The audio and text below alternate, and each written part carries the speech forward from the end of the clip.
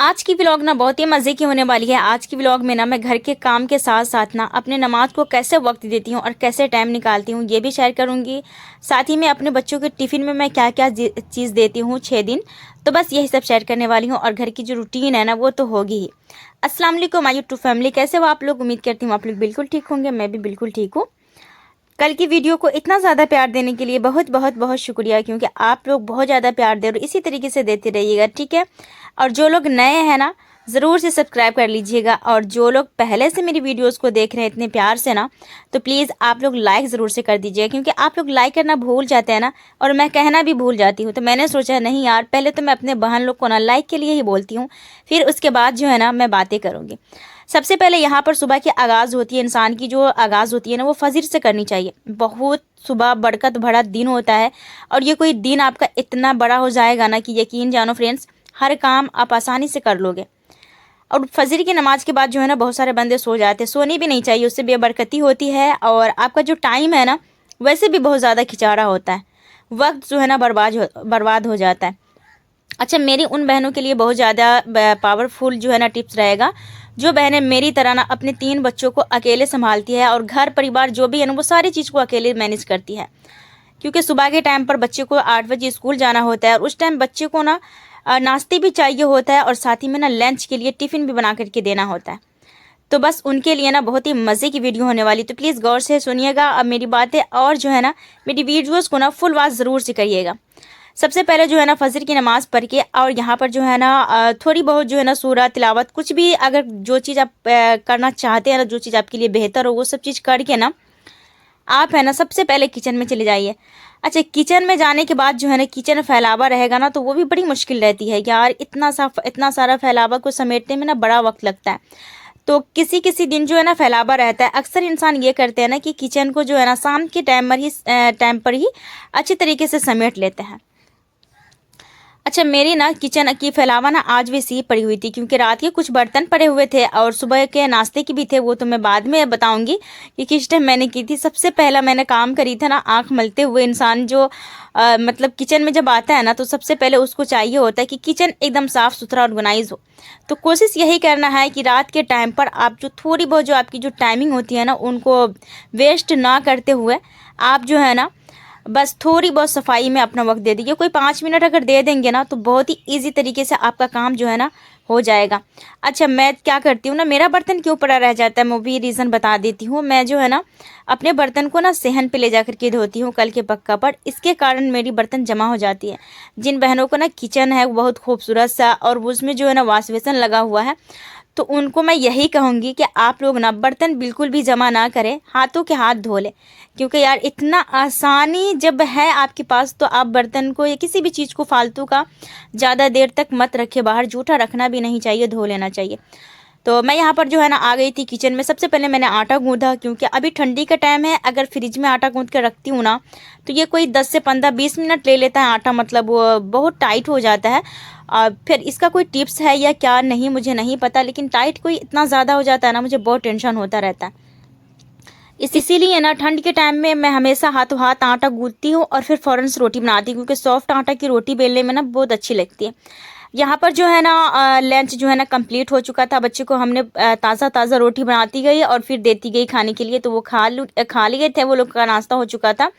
और मेरी यही कोशिश थी, क्योंकि मुझे ससुर जी को भी नाश्ता वगैरह कराना होता है, तो बस मैंने यही सोचा था सबसे पहले अपने बच्चे का जो है ना टिफ़िन को पैक कर देती हूँ, ना जाने उसका गाड़ी कब आ जाए। वैसे तो टाइमिंग है, लेकिन मैं ये सोचती हूँ सारी चीज़ रेडी रहे ना, कि ये होता है ना कि गाड़ी वाला आकर के खड़ा हो जाता है और फिर वो सीटी देता रहता है और आप ना अपना अंदर काम करते रहे होते हैं। तो ये मुझे बिल्कुल भी अच्छी नहीं लगती, क्योंकि वो लोग भी ना बुरा सोचते रहते हैं कि यार कितनी आलसी औरत है। तो मुझे ये अच्छा नहीं लगता कि मेरे लिए ना कोई बुरा सोचे। तो जी जनाब, यहाँ पर जो है ना सारे काम तो सुबह के मेरे हो चुके थे। हमारे लिए भी नाश्ता हो चुका था, मेरे देवर जी के लिए भी नाश्ता बन चुका था, और साथ ही में जो है ना ससुर जी के लिए भी। तो सबके लिए नाश्ता तो बन चुका था, और बाकी ये रही खाने की बात।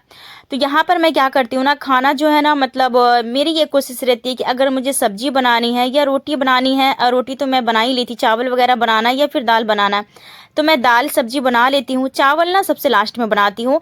फिर बाकी जो घर के कोई काम काज होते हैं ना वो मैं कर लेती हूँ, जैसे घर की सफाई हो गई या फिर जो है ना कोई बर्तन वगैरह धोना हो गया वो कर लेती हूँ, या फिर कोई एक जगह को साफ़ सुथरा करना होता है उसे मैं करने लगती हूँ। जब इस दाल भी मैं चढ़ा देती हूँ, इस तरफ सब्जी भी अगर दिल हुआ ना तो फिर उसको भी चढ़ा देती हूँ। इस तरीके से एक साथ ना 2-2 3-3 काम भी हो जाता है, और फिर है ना आपके पास बहुत सारे वक्त भी मिलते हैं। आप इस तरीके से ना आप अपने काम को बहुत ही आसानी तरीके से हैंडल भी कर सकते हैं, और फिर जो है ना अपना वक्त भी बचा सकते हैं, तो आसानी रहेगी। अच्छा, सब्जी दाल जो है ना अगर आप इसी टाइम बना लोगे ना तो फिर दोपहर में सिर्फ आपको चावल बनानी रहेगी, तो आप इजीली जो है ना कुकर में चावल चढ़ा दो या तो फिर गैस पे चढ़ा दो, और आप जो है ना आराम से नमाज भी पढ़ लोगे, क्योंकि 15 से 20 मिनट लगता है, 20 से 25 मिनट लग जाता है चावल बनने में, और ये कोई 15 मिनट लगेगा आपको नमाज़ पढ़ने में। अगर आप रेगुलर नमाज़ पढ़ते हो, आपको नमाज़ पढ़ने की आदत बन चुकी है ना, तो 15 से 20 मिनट आपको नमाज़ पढ़ने में भी लग जाता है। उतनी देर में आपका चावल भी तैयार हो जाता है। हो ना हो नमाज़ तो वैसे भी इंसान 1 बजे पढ़ता है, 1 बजे अज़ान होती है, तो 5-10 मिनट लेट भी पढ़ लेता है बंदा। अगर आपको चावल ही बनानी है तो पहले बना ले, या फिर अज़ान होते ही फ़ौरन नमाज़ पढ़ लो, उसके बाद चावल वगैरह जो बनाना है मतलब वो काम कर लो। मुझे तो यही लगता है कि अगर छोटे छोटे बच्चे हैं ना तो वो भी चावल ना इंसान पहले ही बना ले तो ज़्यादा बेहतर होता है। अच्छा, मैं यहाँ पर क्या करी थी, सारे बर्तन को इकट्ठा करके ले जा करके मैंने कल पे डाल दिया था।